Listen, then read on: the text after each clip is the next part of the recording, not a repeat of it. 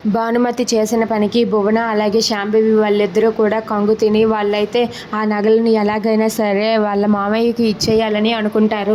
ఇక అక్కడ ఉన్న భానుమతి ఆ భువనాన్ని చూసి చాలా కోపంతో సీరియస్గా చూస్తూ ఉంటుంది. అది చూసి భువన భయపడుతూ ఉంటుంది. ఇక వెంటనే వెళ్ళి నగలు ఇవ్వు అని చెప్పి భానుమతి సైగలు చేస్తుంది. దాంతో అక్కడ ఉన్న భువన అయితే వాళ్ళ అత్తయ్య దగ్గరికి వెళ్ళి, అత్తయ్య ఇదిగోండి అత్తయ్య, ఆ స్వామీజీ చెప్పినట్లుగా నగలు అక్కడే ఉన్నాయి అత్తయ్య, తీసుకోండి అని చెప్పి ఇస్తుంది. అది చూసి అక్కడ ఉన్న భానుమతి చాలా సంతోషిస్తుంది. ఇప్పుడు లైన్లోనికి వచ్చావే అని చెప్పి అనుకుంటూ ఉంటుంది. ఇంతలా అక్కడ ఉన్న పార్దు వాళ్ళ పిన్ని ఇదంతా ఆలోచిస్తుంది.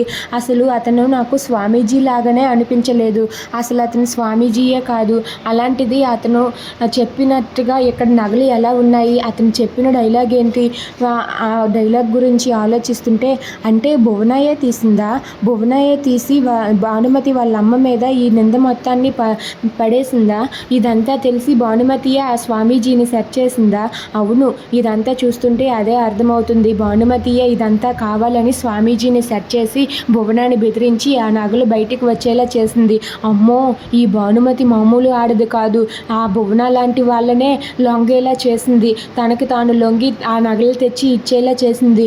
అమ్మో, ఈ భానుమతితో చాలా డేంజర్, తినతో చాలా జాగ్రత్తగా ఉండాలి అని చెప్పి అనుకుంటూ ఉంటుంది. ఇక భానుమతి అయితే ఆ నగలు ఇస్తూ ఉంటే చాలా ధైర్యంగా చూస్తూ ఉంటుంది. ఇక భువన ఇదిగోండి అత్తయ్య, నగలు తీసుకోండి, ఇందులో అన్నీ ఉన్నాయో లేదో చెక్ చేసుకోండి అత్తయ్య అని చెప్పి ఇస్తూ ఉంటుంది. దాంతో అక్కడ ఉన్న పార్దు వాళ్ళ అమ్మ ఆ నగలు తీసుకొని చాలా సంతోషిస్తుంది.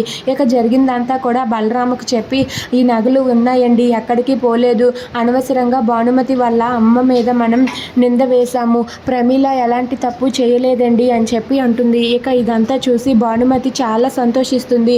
మా అమ్మ మీద పడ్డ నింద పోయింది, నాకు అది చాలు అని చెప్పి అనుకుంటుంది. ఇక భానుమతికి ఉన్న తెలివితేటల గురించి ఆలోచిస్తూ పార్దు వాళ్ళ పిన్ని అయితే కంగారు పడుతూ ఉంటుంది. దీంతో నేను చాలా జాగ్రత్తగా ఉండాలి, ఇది చాలా డేంజర్ అని చెప్పి అనుకుంటూ ఉంటుంది. ఇక అక్కడ ఉన్న భువన శాంభవి వాళ్ళైతే చాలా భయపడుతూ ఉంటారు. భానుమతి ఎక్కడ వాళ్ళ నిజాన్ని బయట పెట్టేస్తుందో అని చెప్పి వాళ్ళు కంగారు పడుతూ ఉంటారు. ఇక ఇదంతా చూసి బలరాం అయితే ఏం మాట్లాడకుండా మౌనంగా ఉంటాడు. If you like this video, please like, share and subscribe friends. Thanks for watching.